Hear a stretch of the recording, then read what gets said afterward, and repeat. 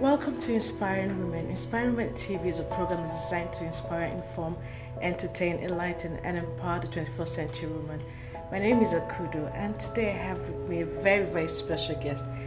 We're at the Women for Africa Business Summit, Business and Leadership Summit, and my guest today is a secret millionaire, but she's not a secret millionaire anymore because she's out there. And what resonates with me is that she said that her aim in life is to inspire and empower 1 million women around the world. And you might think, how is she going to do that? You're going to find out. And thank you for watching. My guest today is Caroline Marsh. Thank you. Thank you for joining me this afternoon. Thank you for having me. It is a pleasure for me to be here. It is a pleasure. It is an honor to have you here today. Thank you. So tell us about yourself, just a bit of your background. About myself? Okay. Yes. Obviously, I'm African. I was born and brought up in Africa, in Zambia to be more specific. Okay. I lived in Africa all my life up until 10 years ago when my husband and I relocated here to the UK. I have 3 boys, lovely boys, and I'm married, yes. So my oldest one is 21 and the youngest one is 8. So I live in just outside Wiltshire in an area outside Swindon. So I'm excited to be here. So you said you're African originally. That's right. So what was life for you in Africa growing up? It was exciting. Okay. Where we lived, when I was first growing up, we lived in a nice neighborhood, in a nice home. Both my parents had really good jobs and life was exciting. And that changed when I was 13, when my father, who was my inspiration, died. Then of course we had to move homes from a fabulous house to, just living in another area, and we changed schools, and life was a big challenge. Up until I realized my dream when I was about 19. Okay. Yes, where my dream was to become an air hostess. Oh, really? And so yeah, it was. I think I just loved the glamour. Growing up, I used to think, wow, I want to be an air hostess when I grow up, and so that was what I wanted to do. Okay, so how did you become an air hostess? Tell us about that. How did I become an air hostess? Did you have to train? Or? Well, of course, there was a local airline. I think the exciting thing was how I got the opportunity, and I love to tell people whatever it is that your dreams and your aspirations are, you must hold on to your dreams, because that's what drives you to your next level. So when I was growing up, I wanted to be an air hostess, and at the age of 19, I remember seeing an advert in the paper, and they were looking for air hostesses. And so when I applied for the job, I discovered there was 5,000 applicants. 5,000? 5,000 people for 10 positions. Wow. So I thought, oh my gosh, but you know what? I thank God because I was one of the 10. At Really? the end, yes, and I began to live my dreams. So hold on to your dreams. Whatever you're dreaming to become or to have, hold on to that and work through that. I hope you're taking notes, because Caroline has said she hold on to your dreams. She had 5,000 people applying for a job for 10 positions. 10 positions, and you got there. Absolutely. Wow. Absolutely. So how has journey been from being an air hostess to suddenly not so secret millionaire? I know. I think the Secret Millionaire story is almost, I won't say an aside, but I think it was just to try and bring out an understanding to people to say what your dreams are like. We can create our world of possibilities. We have the remarkable ability within us, and so it's up to us. So I began the life of discovery, and you have to become uncomfortable with your current situation or circumstances and begin to find out, why am I here? What is my purpose? And through that discovery, that's what happened for me. I went to a business conference all around discovery. In fact, I was praying. I said, God, show me, what am I here for? What are my plans? What should I be working on? And it was at the conference that I heard an investor talk about property investments. But it wasn't just because it was about making money. It was actually, it resonated with me. So the money idea was we would make money using property investments. Okay. But the whole basis of around the business was around people, and I love people. So because of my passion I love customer services and making people happy. I mean, being an air hostess, that's what you do most of the time. And so it's carrying on that same dream, and through that discovery, I've been able to discover actually why I do what I do, why I'm here. And I did the mentoring and training with a guy, Steve Bolton, and he helped me establish a successful property business.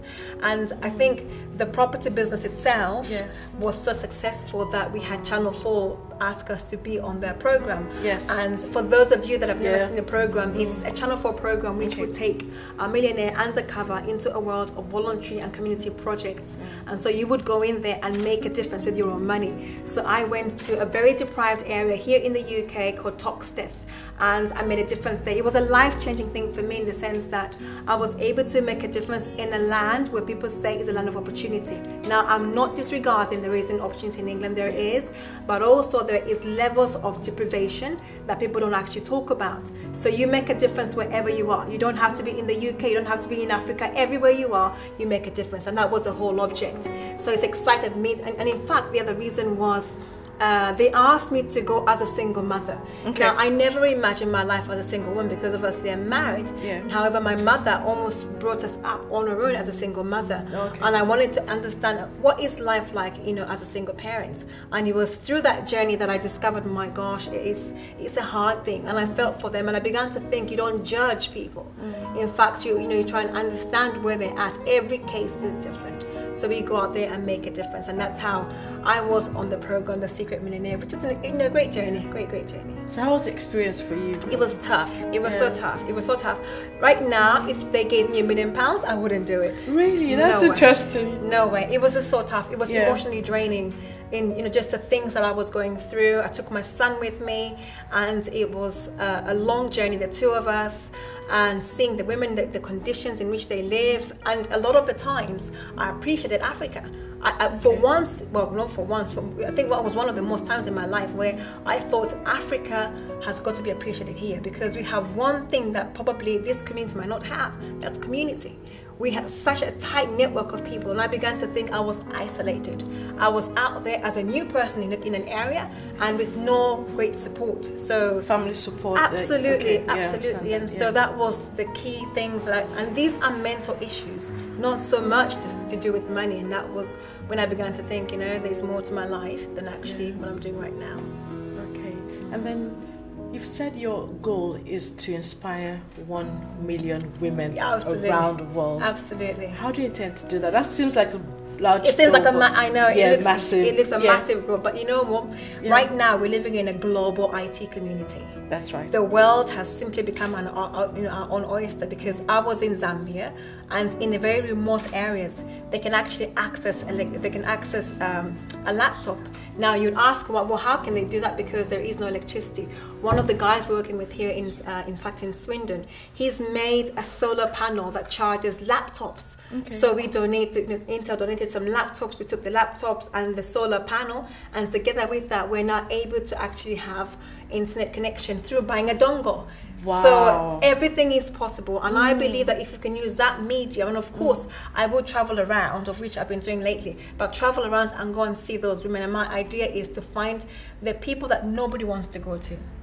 The people that people don't, they don't think that they can be reachable. I want to take the challenge once and say, actually, I want to work with them. And so that is my dream. And of course, I can't do it on my own.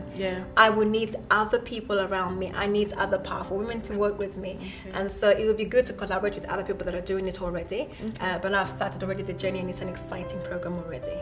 So how do people contact you then if they want to partner with you? Or do you run mentoring programs for women? Aside this, yes. So in the sense that mentoring, so I used to actually do mentoring where I have one-on-one mentoring, but that's time consuming at the moment with just so many commitments at the time in the time being. However, probably towards middle of next year, we will start again the mentoring programs. Write that down.